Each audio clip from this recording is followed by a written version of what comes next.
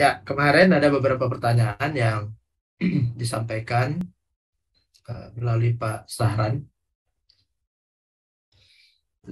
Salafi di Indonesia sering mengkafirkan dan menyesatkan orang lain tentunya ya. Dan apakah mereka masih berkategori sebagai pengikut Imam Ahmad bin Hambal? Ya, baik. Apa yang kita kenal dengan As-Salafiyun atau Salafi baik di Indonesia atau juga di Malaysia, mereka adalah pengikut Imam Ahmad bin Hambal dari segi fikih dan juga dari segi akidahnya. Imam Ahmad bin Hambal. Nanti turunannya eh, Syekh Ibnu Taimiyah dan seterusnya. Mereka dikenal sebagai Nususiyun atau kaum tekstualis. Salafi itu adalah kaum tekstualis Nususiyun yang hanya berpatokan kepada nas, teks baik Al-Quran maupun Sunnah. Oleh karena itu, tekstualitas itu adalah metode Salafi dalam memahami persoalan dan menentukan hukum tekstualis. Dan kita tahu bahwa metode tekstualis tentu tidak memberanikan diri untuk keluar dari teks-teks yang ada. Maka pertanyaannya, ada ayatnya kah? Ada hadisnya kah? Maka kita memutuskan sesuatu. Itu nususiyun.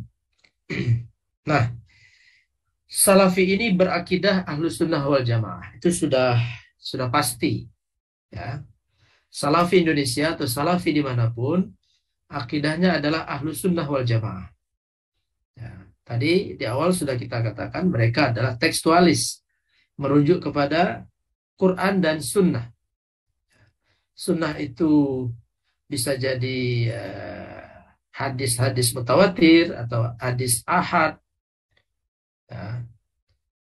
Yang penting mereka berdasarkan kepada nas. Jadi apa akidahnya? Ya, akidahnya pasti Ahlus Sunnah wal Jamaah. Itu tidak dikeragui lagi. Nah, kemudian yang menjadi persoalan kita adalah metode dan fikih dakwahnya. Jadi ketika begitu gampang menyalahkan, begitu gampang bahkan mengkafirkan atau menyesatkan atau membid'ahkan, itu masuk ranah metode dan fikih dakwah. Jadi kalau kita mengkritisi Salafi ini, ya, tentu kritiknya pada metode dan fikih dakwahnya. Ya. Karena Salafi dan juga pengikut Ahmad bin Hambal memang terkesan ya, kaum tekstualis ini memang terkesan kering dari nuansa apa namanya, pendekatan kontekstual, pendekatan sosial, sehingga sering juga terjadi bentrokan-bentrokan. Padahal umpamanya perbedaannya adalah pada masih dalam koridor mazhab imam yang empat. Nah, itu kan semestinya tidak perlu dipertajam. Nah, tetapi ciri-ciri nususiyun itu ya seperti itu. Ya, keras dan kering dari nuansa sosial. Jadi kembali ke pertanyaan, ya, apakah mereka Ahlus Sunnah wal Jamaah? Tentu jawabannya iya. Dan apakah mereka pengikut Ahmad bin Hambal? Ya. Ya. Yang kita uh, kritisi dalam hal ini adalah metode dan fikih dakwah dari kaum Salafi ini, ya, yang terkesan uh, dapat membangkitkan konflik-konflik yang ada di tengah-tengah masyarakat, yang sebenarnya persoalan-persoalan itu juga bisa dicarikan landasan dan dasarnya. Kemudian ada pertanyaan kedua, khamar. Apakah khamar itu setelah dipisahkan alkohol dari air itu boleh dikonsumsi? Nah, kita ingin kembali ke kaidah-kaidah dasarnya, ada di dalam Al-Quran, surat Al-Maidah ayat 90. Nah, wahai orang-orang yang beriman, sesungguhnya meminum khamar, berjudi, innal khamra wal maisir ridsun min amali syaitan. Nah, sesungguhnya khamar, berjudi, berkorban untuk berhala, mengundi nasib dengan panah adalah perbuatan setan, maka jauhilah perbuatan itu. Khamar ya. Kemudian ada hadis Nabi, kullu muskirin haram. Setiap yang memabukkan itu haram. Jadi ilah hukumnya di sini adalah memabukkan. Ma askara kathiruhu faqaliluhu haram. Apapun yang memabukkan, maka banyak atau sedikit dari benda itu adalah haram. Nah, jika unsur-unsur yang haram ini sudah tidak atau sudah bisa dipisahkan dari bendanya, maka tentu taghayyarul hukum bitaghayyuril illah. Ya. Kalau ilahnya sudah tidak ada, maka hukumnya juga akan dengan sendirinya akan berubah atau berganti. Kemudian pertanyaan ketiga, Imam Syafi'i mencela kaum sufi. Nah, ini saya nukilkan penjelasan dari Ibnu Khaldun dalam buku mukaddimahnya. Kita baca secepat saja. Hadal ilmu minal ulum asy-syar'iyyah al-haditsah fil millah. Jadi ilmu tasawuf ini yang praktisinya disebut dengan sufi atau mutasawwif. Tasawuf ini adalah ilmu syar'iyyah. Ya, ilmu syariah, ilmu yang berkaitan dengan agama. Ya. Wa asluhu anna tariqa haula'il qaum lam tazal inda salafil ummah wa kibariha minas sahabah. Ini menceritakan bahwa apa yang dilakukan oleh para mutasawwifun ini juga ditemukan pada salafus saleh dan kibarus sahabah. Begitu juga dengan tabi'in. Ditemukan praktek-praktek itu. Wa asluha al-uquf ala al-ibadah. Fokus dalam beribadah, wal inqita' ilallah, dan senantiasa berhubungan dengan Allah Subhanahu wa taala, wal i'rad an zukhrufid dunya wa zinatihi, memalingkan diri dari kemegahan dunia beserta hiasannya, wa zuhdu fima yaqbalu alaihi jumhur, dan zuhud dari apa-apa yang orang-orang awam mencarinya dari kehidupan dunia. Lalu berkhalwat dalam beribadah. Wa kana dzalika aman fi sahabati wassalaf. Hal-hal seperti itu umum terjadi di antara para sahabat, ya, apalagi ketika umat Islam ini sudah menguasai negeri-negeri yang banyak sekali, yang artinya harta benda umat Islam semakin banyak. Nah, dalam kondisi seperti itu, ada sebagian sahabat, sebagian tabi'in, tabi'ut tabi'in mencoba menghindari dari gemerlapnya dunia itu dan mengkhususkan diri beribadah kepada Allah Subhanahu wa taala. Ikhtassal muqbiluna 'ala al-ibadati bismi sufiyah wal mutasawwifah. Nah, kelompok inilah yang kemudian dikenal dengan kaum sufi atau mereka yang mempraktekkan kehidupan kesufian. Jadi dari definisi ini maka kita tahu bahwa tasawuf itu adalah bagian dari ilmu-ilmu syariat. Nah, ini tentang seorang sufi namanya Junaid al-Baghdadi, Al-Junaid al-Baghdadi. Apa kata ulama-ulama kita tentang Junaid ini? Ya, seorang praktisi tasawuf yang kemudian menjadi Sayyidut Ta'ifah. Artinya adalah pemimpin kelompok mutasawwif ini. Imam Subki, salah seorang dari mu'arrikh, ahli sejarah dan juga faqih Syafi'i mengatakan Al-Junaid al-Baghdadi adalah Sayyidut Ta'ifah wa Muqaddimul Jamaah. Jadi ini uh, apa ya, bahasa kitanya mbahnya para mutasawwifun. Al-Khatib al-Baghdadi seorang hadis juga dalam Tarikh Baghdad ini menjelaskan betapa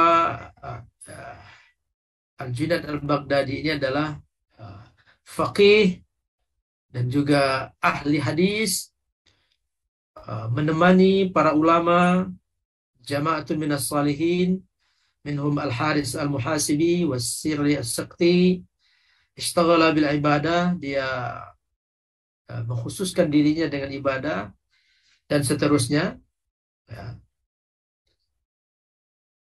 Kemudian Al-Hafidh Al-Zahabi dalam Tarikh Al-Islam kana Syekh Al-Arifin wa Qudwatus Sa'irin. Dan yang terakhir kita nukilkan pendapat Ibnu Taimiyah. Ini pengikut Imam Ahmad bin Hambal yang sangat keras menentang tasawuf ini. Tapi apa katanya terkait dengan Al-Junaid al-Baghdadi? Man salaka maslakal Junaid, barang siapa yang mengikuti jalannya Junaid, min ahli tasawufi wal ma'rifah, kana qad ihtada wa najawasa. Barang siapa yang mengikuti jalan Junaid al-Baghdadi dalam bertasawuf dan dalam berma'rifah, maka sesungguhnya dia sudah mendapatkan petunjuk, selamat dan bahagia. Ini pendapat Ibnu Taimiyah. Ya, Salafi ini, Salafi. Pendapatnya tentang Al-Junaid al-Baghdadi. Jadi penjelasan-penjelasan ini nanti akan memberikan perincian bahwa tasawuf itu bukan sesuatu yang di luar ajaran Islam, bahwa ada person-person nanti yang keluar dari kaidah-kaidah tasawuf ini. Nah, itulah yang tidak disukai oleh Imam Syafi'i, sebagaimana juga Imam Syafi'i memberikan komentar tentang ilmu kalam, tentang falsafah dan lain sebagainya.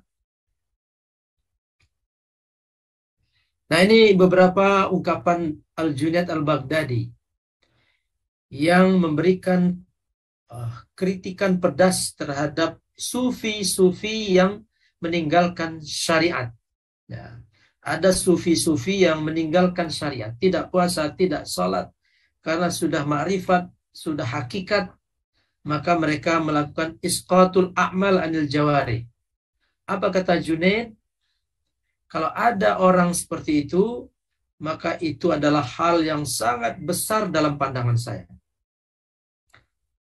Kalau ada orang yang berzina, orang yang mencuri, maka pezina dan pencuri itu lebih bagus ketimbang sufi-sufi yang meninggalkan syariat.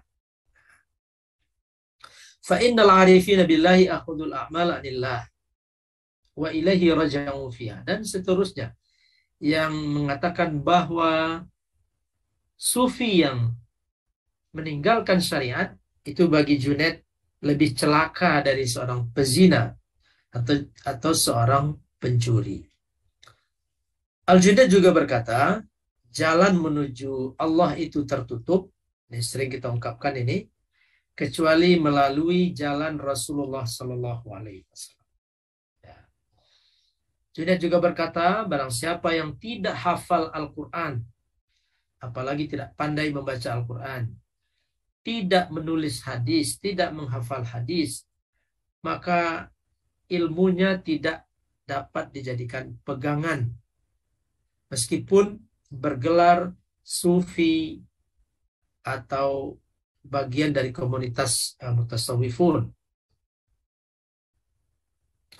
Nah, Ini definisi tasawuf menurut Al-Junaid Al-Baghdadi. 10 hal ini. Tidak menumpuk kebaikan dunia, hanya menyandarkan hati kepada Allah, cinta dan taat dalam beribadah, sabar ketika ditinggalkan oleh kesenangan dunia, memilih yang terbaik dari yang ada, menyibukkan diri dengan Allah, berzikir dengan lirih, dengan sunyi, ikhlas dalam segala hal, yakin dalam ridha Allah, berlindung di bawah kuasa Allah. Inilah tasawuf. Maka hal ini tidak mungkin akan menjadi amalan yang dibenci oleh Imam Syafi'i. Jadi perkataan-perkataan Imam Syafi'i itu masih bisa difahami, didekati dengan pendekatan yang lebih positif. Oke, itu yang berkaitan dengan Imam Syafi'i. Lalu yang keempat tentang hulul, ittihad dan wihdah. Pak Ibu sekalian, kemarin kita sudah menyinggung hulul itu adalah sebuah konsep. Hulul, ittihad, dan wihdah itu satu konsep dalam tasawuf yang menggambarkan bersatunya Allah dengan manusia. Prosesnya, jadi hulul itu prosesnya zat Allah yang turun. Kalau ittihad itu jiwa manusia yang naik. Kalau wihdah itu secara keseluruhan. Satu paham bahwa tidak ada namanya khalik dan makhluk. Yang ada itu hanya satu kesatuan. Apakah ini sesat? Kalau membaca hal-hal ini dengan kacamata syariat, tentu ini adalah sesat. Ya, tentu sesat. Karena syariat mengatakan bahwa dalam hidup ini, dalam wujud ini ada wujud khalik, ada wujud makhluk. Khalik itu laisa kamitslihi syai'un. Khalik itu tidak menyerupai sesuatu. Nah, kalau sesuatu itu adalah dirinya sendiri, nah, tentu tidak mungkin bertentangan dengan Al-Quran. Tapi nanti para mutasawwifun mencoba untuk memberi penjelasan-penjelasan yang sesungguhnya, ya, yang sesungguhnya itu adalah pembenaran-pembenaran yang jika dibaca dari kacamata syariat tetap tidak bisa diterima oleh syariat. Kemudian syatohat berbahaya. Apa itu syatohat? Syatohat adalah ungkapan-ungkapan yang keluar dari seorang sufi, dan ungkapan-ungkapan itu bertentangan dengan syariat, dengan akidah yang tertulis dan yang diajarkan oleh Rasulullah Sallallahu Alaihi Wasallam. Apa di antara syatohat itu? Itu ungkapan, misalnya ungkapan halaj. Halaj mengatakan bahwa ana al-haq. Aku adalah yang maha benar. Artinya saya adalah Tuhan itu sendiri. Itu syatohat. Ada juga perkataan dari Abu Yazid Al-Bustami. Seperti saja. Misalnya ungkapannya subhani ma'a'zamu sya'ni. Kita akan menyebutnya subhanallah. Ini Abu Yazid Al-Bustami mengatakan subhani, maha suci aku. Ma'a'zamu sya'ni, begitu agung dan mulianya aku. Itu ungkapan dari Abu Yazid Al-Bustami. Nah, ini yang disebut dengan syatahat. Kalimat-kalimat yang keluar dari koridor syariah. Apakah ini berbahaya? Tentu ini sangat berbahaya. Oleh karena itu, Imam Al-Ghazali sendiri pernah mengatakan, seorang sufi, Imam Al-Ghazali ini, ifsa al-asrar ar-rububiyah atau al-uluhiyah kufur.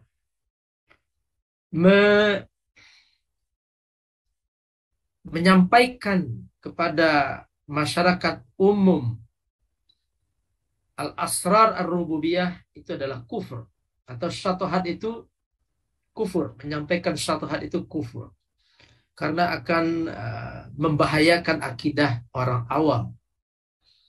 Nah, lagi-lagi nanti para sufi akan mencoba memberi penjelasan-penjelasan. Misalnya, kenapa Hallaj mengatakan ana al-haq? Ya, karena Hallaj di waktu itu tidak dalam keadaan sadar. Macam-macam lah alasannya. Ini sebagai upaya untuk mengatakan bahwa kalimat itu memang tidak sepantasnya disampaikan oleh para sufi dan para mutasawwifun.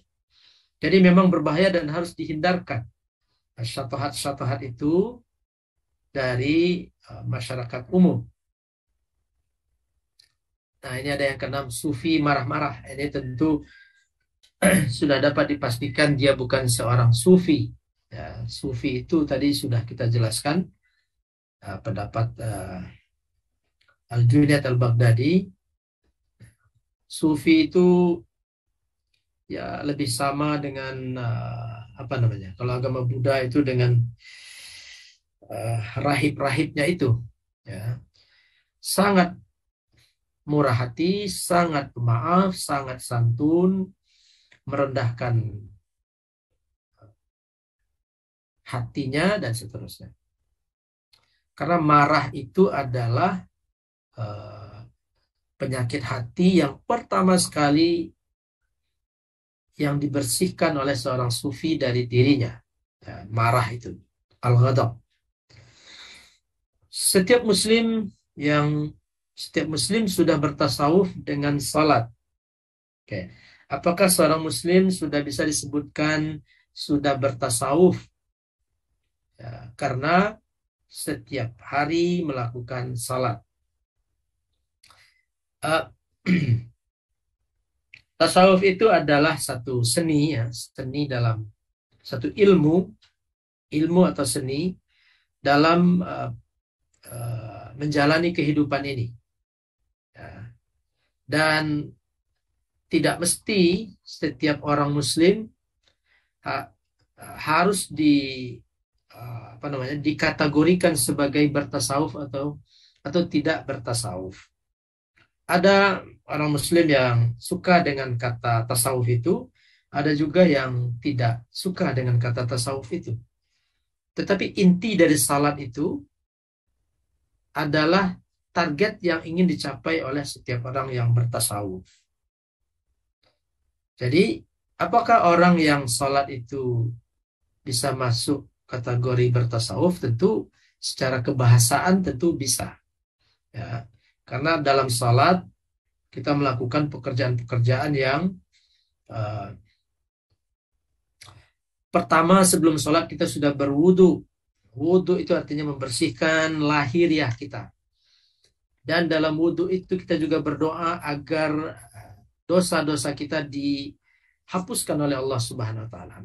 Membasuh tangan, kita berharap dosa-dosa tangan diampuni oleh Allah Subhanahu wa taala.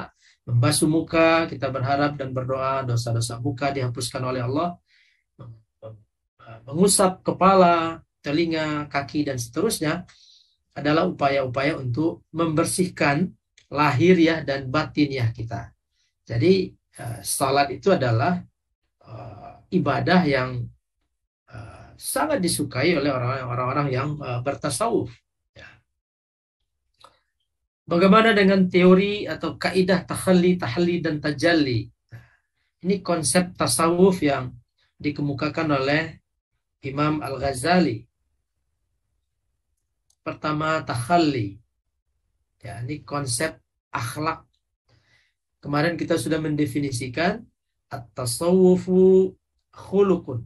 Faman zada alaika fil khuluqi, zada alaika fit tasawuf. Tasawuf itu sebenarnya intipatinya adalah akhlak. Bahkan beragama itu intipatinya adalah akhlak. Nah, takhalli artinya adalah mengosongkan diri kita dari segala sesuatu yang buruk, segala keburukan. Keburukan apa saja? Keburukan dalam akidah, meyakini Allah itu ada sekutu baginya, meyakini ada benda-benda yang punya kekuatan yang sama dengan kekuatan Allah Subhanahu wa taala. Itu adalah keburukan dalam iman yang harus dibersihkan, harus ditakhallikan. Lalu sifat dan perangai akhlak yang buruk itu harus ditakhallikan, harus dibersihkan. Kemudian a'malul jawarih, ibadah. Ibadah yang bolong-bolong itu adalah hasil dari kekotoran yang ada di dalam diri kita. Ibadah yang bolong-bolong itu adalah produk dari jiwa yang tidak bersih. Maka takhalli adalah membersihkan keyakinan, membersihkan kepercayaan kepada Allah, membersihkan perasaan kepada Allah, keimanan kepada Allah, membersihkan ibadah dari bolong-bolong, membersihkan perilaku dari yang buruk, ya. Al-akhlaqul mazmumah, membersihkan lisan, membersihkan telinga, mata, dan seterusnya. Nah, setelah takhalli itu baru dilakukan tahalli. Tahalli itu setelah kosong, ya, baru diisi dengan sesuatu yang baik, sesuatu yang benar, sesuatu yang hak. Keimanannya diisi dengan keimanan yang benar. Tauhidnya benar dan lurus. Ibadahnya tepat sesuai dengan kaidah. Akhlaknya sesuai dengan akhlak atau meniru akhlak Rasulullah Shallallahu Alaihi Wasallam atau mendekati akhlak Rasulullah, para ulama, para orang-orang saleh. Lalu tahapan berikutnya adalah tajalli. Tajalli itu terbuka, terlihat. Apa yang terbuka, apa yang terlihat? Yang terbuka adalah kemahakuasaan Allah Subhanahu wa taala, kemaha indahan Allah Subhanahu wa taala, kemaha luar biasaan Allah Subhanahu wa taala, dan keindahan hidup setelah kehidupan duniawi ini. Tajalli. Maka para mujahidin itu, orang-orang yang berjuang dengan jiwa raganya itu, kenapa mau, kenapa berani untuk mengorbankan jiwa dan raganya? Karena sudah tajalli, sudah nampak di balik kematian dalam berjihad ini, sudah nampak kemuliaan yang menunggunya, sudah nampak janji Allah yang menunggunya, tajalli. Dan tajalli itu tidak mungkin terjadi kalau proses tahalli dan takhalli itu tidak dilakukan. Ini konsep tasawuf yang diajarkan oleh Imam Al-Ghazali. Yang kedelapan, perlu belajar filsafat tapi jangan sampai sesat. Filsafat itu sebenarnya diartikan dengan hikmah. Ya. Nabi bersabda, al-hikmatu dhalatul mu'min, akhadaha haitsu wajadaha. Hikmah itu adalah ibarat barang berharga umat Islam yang hilang. Dimanapun dia menemukan hikmah, maka dia harus mengambilnya. Nah, di Indonesia ini, banyak ulama-ulama kita tidak menggunakan kata filsafat, tapi menggunakan kata falsafah. Sebagai contoh, Buya Hamka menulis buku namanya Falsafah Hidup.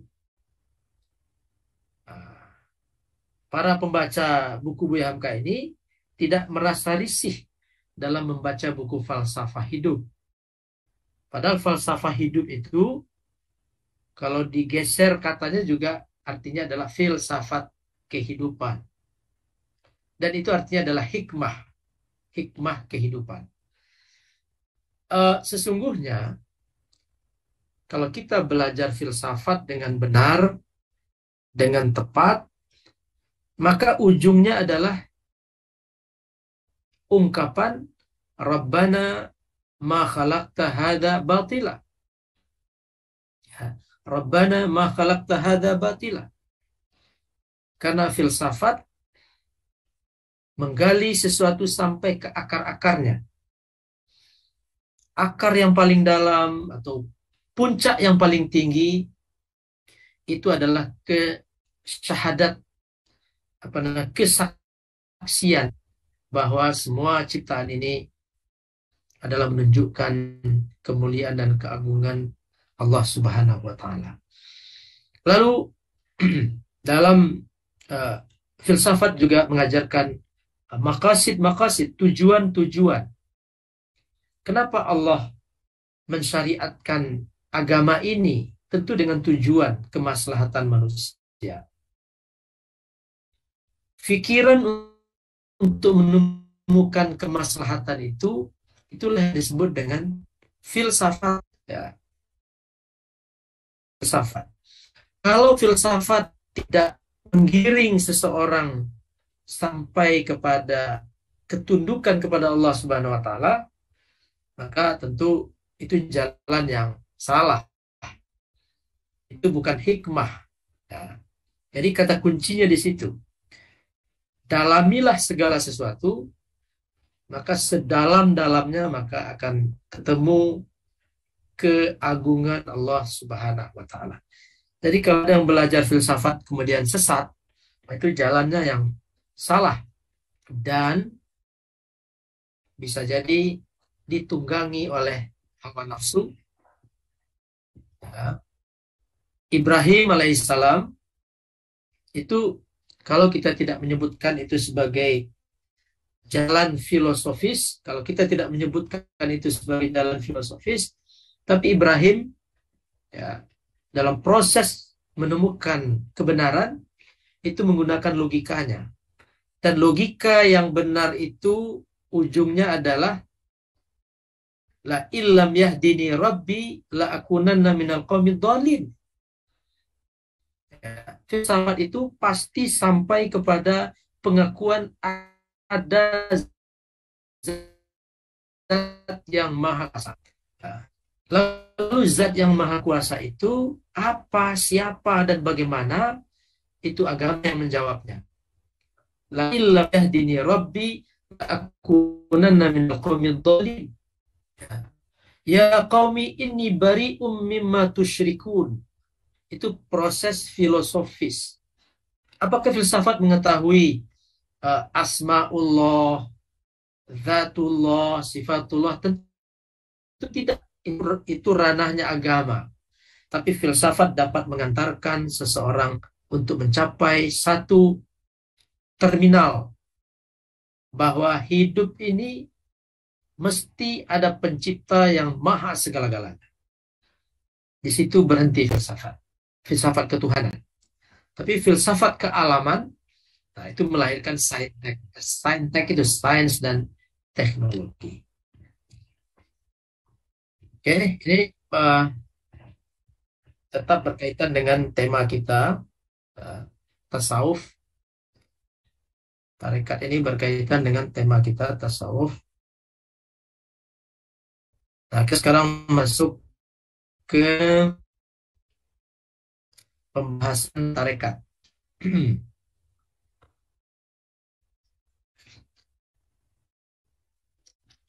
Kita mulai dari definisinya, tarekat. Tarekat itu dari bahasa Arab itu at-tariqah. At-tariqah yang artinya adalah jalan. At-tariqah atau tarekat adalah jalan sufi menuju Allah dengan melewati tahapan tingkatan dengan bimbingan syekh.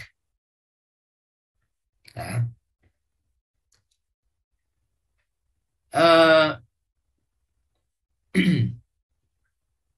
Sufi itu ada yang berfungsi sebagai syekh, mursyid, ya, syekh atau mursyid. Di bawah itu disebut dengan salik atau murid. Salik, salik itu bahasa Arab yang artinya adalah orang yang berjalan. Ya. orang yang berjalan. Murid, murid itu bahasa Arab artinya orang yang memiliki keinginan untuk belajar. Murid itu orang yang punya keinginan untuk belajar. Jadi kalau ada bahasa Indonesia murid, itu diambil dari bahasa Arab. Yang artinya adalah orang yang punya keinginan. Keinginan untuk apa? Keinginan untuk belajar. Salik. Jadi tarekat adalah jalan sufi menuju Allah Subhanahu wa taala. Sebelumnya kita berbicara tentang tasawuf. Rumah besarnya tasawuf, nanti rumah kecilnya namanya tarekat. Apakah setiap orang yang bertasawuf itu bertarekat? Jawabnya tidak. Ya. Tidak setiap orang yang bertarekat itu mengambil jalan tarekat. Ya. Para sahabat, para tabi'in, para mutasawwifun, para sufi terdahulu, ya, seperti Junaid al-Baghdadi sendiri, seperti bahkan yang abad ke-6 Al-Ghazali sendiri, ya, di atasnya Rabi'ah al-Adawiyah, itu adalah sufi-sufi yang tidak bertarikat, karena di samping belum ada rumusan tarikat oleh syekh yang datang belakangan, mereka adalah sufi mutasawwif.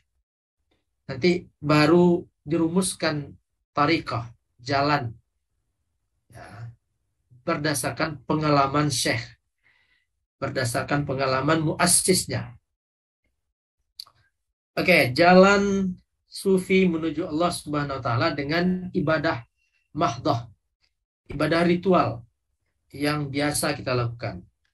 Salat wajib, salat nafilah, itu ibadah mahdoh. Dan para sufi ini membiasakan diri dalam beribadah mahdoh ini. Meluzumkan itu, membiasakan diri, dan tidak meninggalkan ibadah mahdoh, memberikan perhatian yang besar, dan al-i'rad anid dunya, dan mengenyampingkan pada taraf tertentu kehidupan duniawi. Jika orang umum sibuk dengan kehidupan duniawinya, bangun pagi, subuh, kemudian lari pagi, baca koran, ngopi, sarapan, pergi ke kantor, pergi bekerja, dan seterusnya. Nanti jam 12 baru sholat lagi, kemudian sibuk lagi dengan kehidupan duniawi, jam asar sholat lagi, dan seterusnya. Kalau sufi ini, hari-harinya dipenuhi dengan ibadah mahdoh. Lalu berzikir dan wirid. Zikir dan wirid. Nah, zikir ini ada zikir yang kita terima dari Rasulullah, dari para rasul yang diungkapkan dalam Al-Quran, dan juga zikir-zikir yang diajarkan oleh Rasulullah, dan juga ada zikir yang dirumuskan oleh syekh, ya, yang dirumuskan oleh syekh. Misalnya membaca kalimat tahlil sekian kali dan seterusnya, membaca sifat dan asma Allah tertentu dan seterusnya. Itu rumusan-rumusan itu ditentukan oleh syekh. At-turuq ilallah ala adadi anfasil khalaik. Nah, ini menjelaskan bahwa bentuk-bentuk zikir itu sebanyak jiwa manusia. Jadi manusia boleh menentukan, merumuskan zikir-zikir yang cocok bagi dirinya, ya, yang dianggap ini dapat mensucikan dirinya, mensucikan jiwanya, dan mendekatkan diri kepada Allah SWT. Nah, ini jenis-jenis zikir. Ada zikir umum yang tadi kita sebutkan, ada zikir khusus. Nah, zikir khusus inilah yang dirumuskan oleh syekh. Dari mana zikir khusus ini didapatkan oleh syekh? Menurut pengakuan syekh, biasanya zikir-zikir khusus itu bersumberkan dari ilham dari Allah Subhanahu wa taala, atau pemberitahuan dari Rasulullah sallallahu alaihi wasallam, atau nabi-nabi Allah yang lainnya seperti Nabi Khidir dan lain sebagainya. Ini sumber zikir yang biasanya diamalkan oleh para sufi tarekat. Eh, ya, ini tahapan jalan menuju Allah. Tahapannya itu adalah memperbaiki syariat seperti tadi, memperbaiki ibadah mahdoh itu dan ibadah-ibadah yang lainnya, lalu mendapatkan dengan kebeningan hatinya, mendapatkan makrifah, pengetahuan, mendapatkan pengetahuan, limpahan pengetahuan dari Allah Subhanahu wa taala. Lalu tingkatan yang paling tinggi adalah mengetahui hakikat, kebenaran ilmu-ilmu yang tidak diketahui oleh orang-orang awam. Kemudian tingkatannya, tingkatan seorang sufi menuju Allah itu ada stasiun-stasiun. Nah, kita akan berbicara ilmu tasawuf ini, ilmu tarekat. Maka ini kaidah-kaidah yang kita bahas. Ya, kaidah-kaidah. Ada disebut dengan maqam. Jamaknya maqamat. Jamak itu bentuk pluralnya. Maqam itu bentuk singular. Bentuk pluralnya adalah maqamat. Stasiun-stasiun. Hal adalah keadaan, kondisi psikologis seorang sufi. Jamaknya adalah ahwal. Jadi ada stasiun-stasiun pencapaian oleh sufi dalam menuju Allah Subhanahu wa taala. Oke, pada setiap tarekat ada prosesi-prosesi. Prosesi menjadi murid atau menjadi salik ada apa namanya? Ada prosesinya tersendiri. Berbeda apa namanya? Tarikatnya berbeda pula prosesi. Melewati ujian dengan khalwat, salawat dan puasa, memperbanyak zikir dan juga menggerakkan badan, kesaktian dan info gaib. Ada info-info yang diyakini didapatkan oleh para salik ini dan mengagungkan syekh. Bapak Ibu sekalian, ini maqamat, stasiun-stasiun yang dilalui oleh para salik, para apa namanya, sufi dalam tarekat.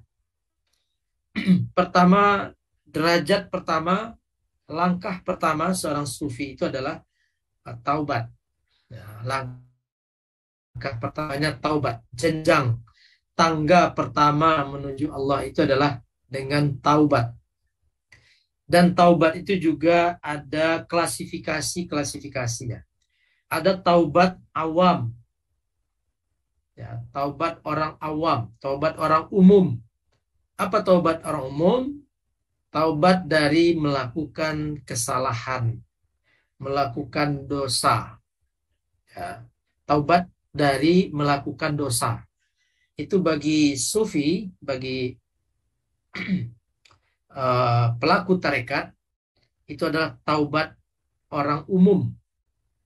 Karena melakukan kesalahan, melakukan dosa, berbohong, memfitnah, ya kan, mencelakai orang lain dan seterusnya, itu kita harus taubat dari perilaku seperti itu.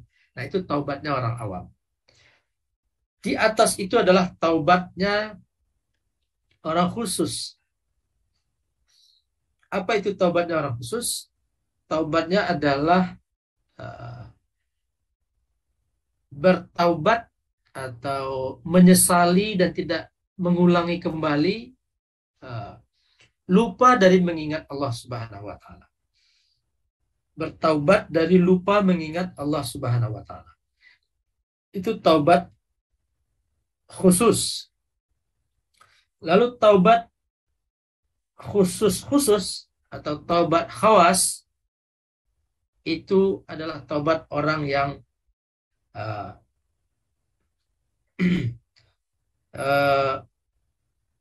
apa namanya, punya perhatian lain selain kepada Allah Subhanahu wa taala. Ya. Taubat khusus tadi lupa mengingat Allah, Kalau tobat di atas itu adalah tobat dari uh, perhatiannya terbagi selain kepada Allah Subhanahu wa taala. Nah, ini derajat pertama atau makam atau stasiun pertama dari seorang salik. Nanti meningkat kepada stasiun berikutnya sabar, ridho, zuhud, fakar. Fakar itu miskin, ya, miskin, lalu wara dan tawakal. Nah, di antara proses mencapai tawakal itu, seorang salik merasakan kondisi psikologis, kondisi spiritual. Kondisi psikologis atau spiritual itu disebut dengan hal atau ahwal. Jika makom itu adalah stasiun dan dia berhenti di situ, bisa berhenti di situ, dan dia tetap dalam posisi seperti itu, maka ahwal adalah kondisi psikologis yang bisa berubah-ubah.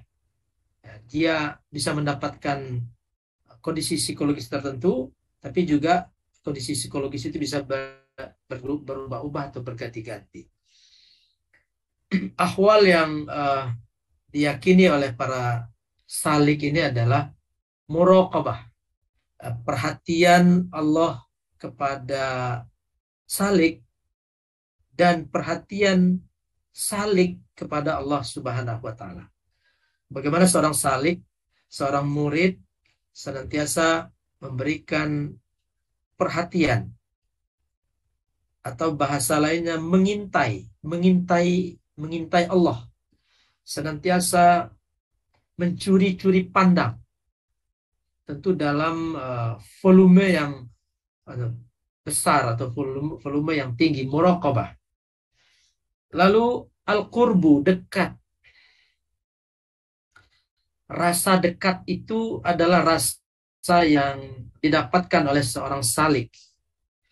Dan rasa itu adalah psikologis.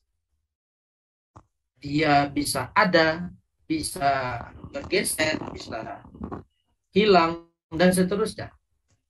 Lalu mahabbah, cinta. Cinta kepada Allah Subhanahu wa taala. Lalu khauf dan raja. Khauf itu takut, perasaan takut, atau perasaan bahwa yang di depannya adalah Allah, zat yang maha agung, sehingga menimbulkan kekerdilan, kekecilan seorang salik di hadapan Allah Subhanahu wa taala. Raja itu harapan. Harapan. Setelah khauf ada raja. Setelah takut ada harapan. Harapan agar mendapatkan ridhonya. Harapan agar mendapatkan kasih sayangnya. Mendapatkan kebaikan-kebaikan. Lalu ahwal berikutnya atau hal berikutnya adalah syauq, rindu. Rindu kepada Allah. Uns itu dekat, bermesra-mesraan atau bermesraan dengan Allah Subhanahu. Al-uns. Seperti kalau kita gambarkan sedikit agak jauh penggambarannya, kira-kira seperti kucing yang mendekat kepada tuannya. Al-uns. Tumakninah, ketenangan. Musyahadah, kesaksian.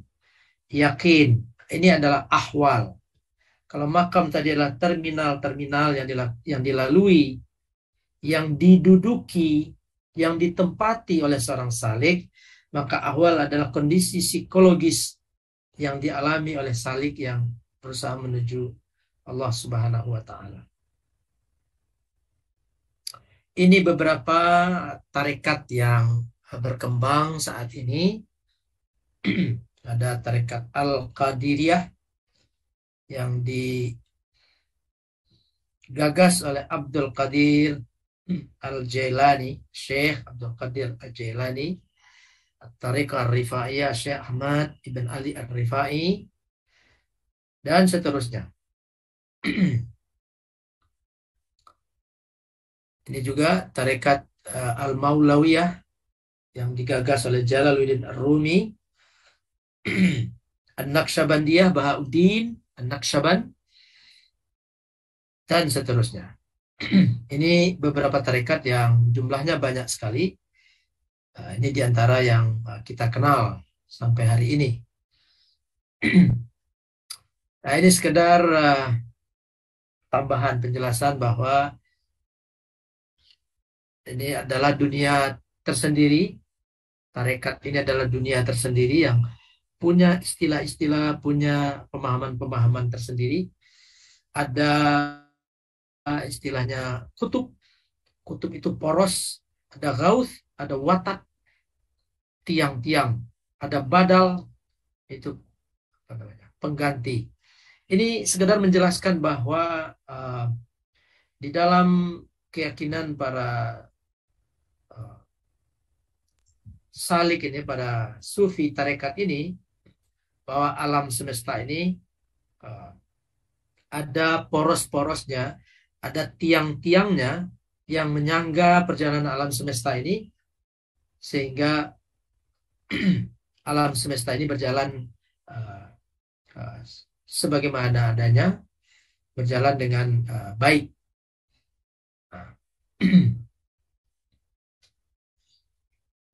Nah, ini juga sekedar memberikan gambaran bahwa ada pengaruh dari filsafat, pembahasan filsafat Yunani dengan ajaran-ajaran yang ada di tarekat. Ini sekedar gambaran saja. Ini proses penciptaan alam semesta. Proses penciptaan alam semesta, ya, menurut teori Plato, filsafat emanasi, dan penciptaan alam semesta menurut para mutasawwifun, sufi tarekat, yang dikenal dengan martabat 7. Ya.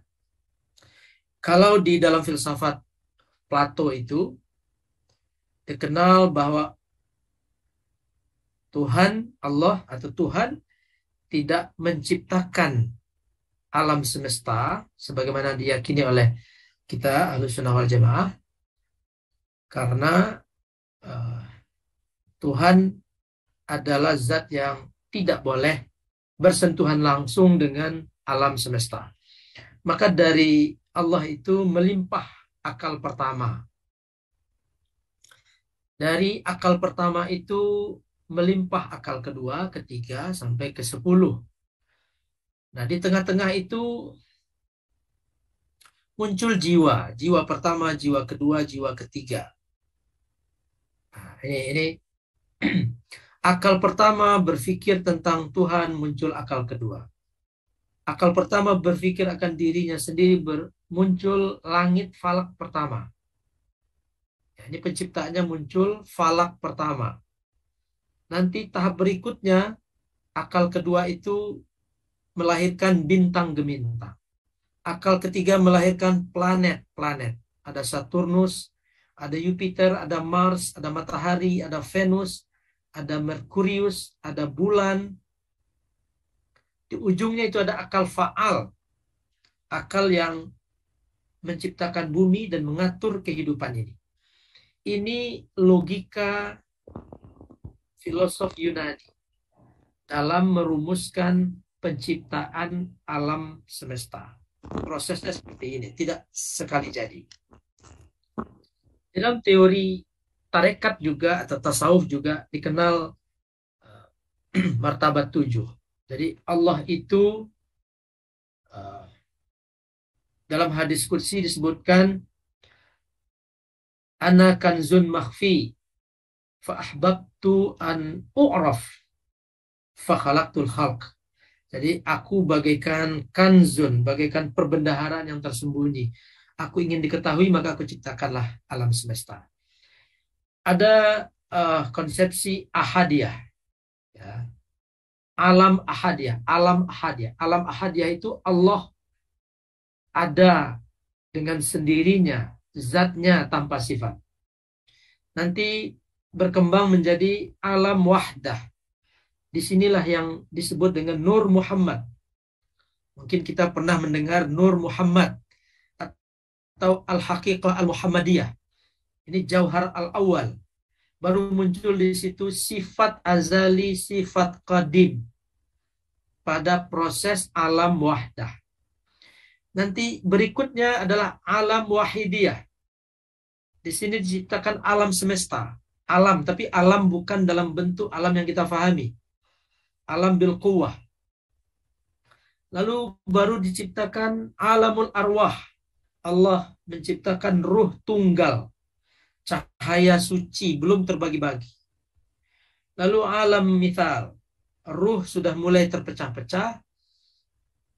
Ya, nanti ada ruh untuk makhluk berakal, ruh untuk makhluk ini, makhluk hidup tapi tidak berakal, ini ruh untuk makhluk yang tumbuh dan seterusnya.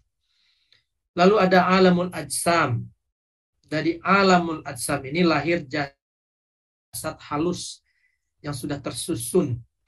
Dari situ kemudian lahirlah manusia sebagai al-insan al-kamil. Al-insan al-kamil itu siapa dia? Dalam pengertian tasawuf, manusia itu ya insan kamil. Tapi dalam pengertian kita, maksud pengertian kita itu pengertian umum, al-insan al-kamil itu adalah manusia yang akhlaknya mulia. Manusia yang akhlaknya mulia, meniru akhlak Allah, takhallaqu bi akhlaqillah, takhallaqu bi akhlaqir rasul, itu yang insan kamil. Tapi di sini pengertian insan kamil adalah manusia itu sendiri sudah al-insan al-kamil. Ya. Maka tasawuf memandang manusia itu ya, tidak seperti misalnya orang umum memandang manusia. Nah, di sini konsepsi kesatuan manusia antara kezaliman dan keadilan dan lain sebagainya, di sini ada pembahasan yang juga detail. Nah, ini sekedar memberikan penjelasan, ada kemiripan-kemiripan ini, dan boleh jadi ini ada pengaruh dari konsepsi-konsepsi seperti ini dalam proses wujud. Ya. Jadi kalau ada keyakinan wihdatul wujud, itu di dalam corak tasawuf disebut dengan tasawuf falsafi. Kenapa disebut dengan tasawuf falsafi? Karena mengambil rujukannya adalah teori filsafat ini, teori penciptaan alam semesta ini. Nanti teori penciptaan alam semesta ini dikaitkan dengan kajian penciptaan manusia dari kacamata para pengikut tarekat dan tasawuf. Maka oleh karena itu kajian tentang hulul, tentang ittihad, tentang wihdatul wujud, tentang wihdatul mutlaqah, tentang Nur Muhammad, itu masuk kategori tasawuf falsafi. Oleh karena itu di dalam pembagian corak tasawuf itu saya sebutkan ada tasawuf akhlaki, itu para sahabat, para tabi'in. Lalu tasawuf falsafi itu Hallaj, Bustami, Ibnu Arabi.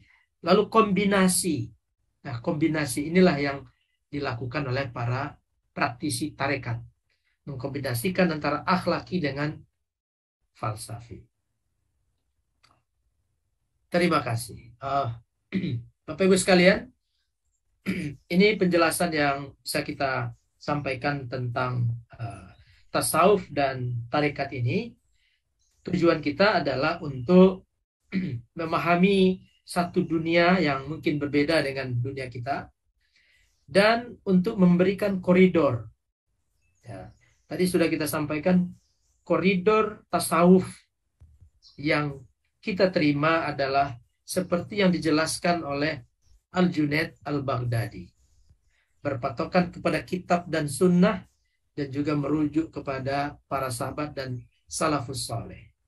Apapun ungkapan dari para sufi, jika keluar dari kitab dan sunnah, sebagaimana yang disampaikan oleh Al-Junaid Al-Baghdadi, maka itu apa namanya? Itu keluar dari uh, kaidah tasawuf yang sebenarnya. Nah, kalau kita tidak mengetahui ini dan uh, lari dari realitas ini adalah realitas. Ini reality. Di tengah-tengah kita hidup para mutasawwifun, para ashabut turuqat. Maka tugas kita adalah pertama memahaminya dan yang kedua mencoba melihat kaidah-kaidah yang dijadikan. Lalu kita juga hidup dengan saudara-saudara salah kita. Tapi itu dia begini. Tentu kita tidak boleh apa namanya hijrah, lari daripada realitas ini, tetapi kita coba memahami berbagai realitas dan kemudian mencoba agar realitas ini tidak semakin mengutuk ke kutub-kutub yang ekstrim, baik ekstrim kiri maupun ekstrim kanan. Siapa yang akan mencoba merangkum ini? Tentu ulama-ulama umat Islam yang faham dengan kaidah-kaidah ini dan yakin bahwa ayat yang mengatakan kuntum wa kadzalika ja'alnakum ummatan wasatan, umat pertengahan yang tidak ekstrim ke kanan, tidak ekstrim ke kiri. Umat yang mencoba menarik semua realitas ini ke tengah, yang berpatokan kepada kitab dan sunnah dan ulama-ulama saleh. Terima kasih, kembali ke Pak Sahran. Assalamualaikum warahmatullahi wabarakatuh.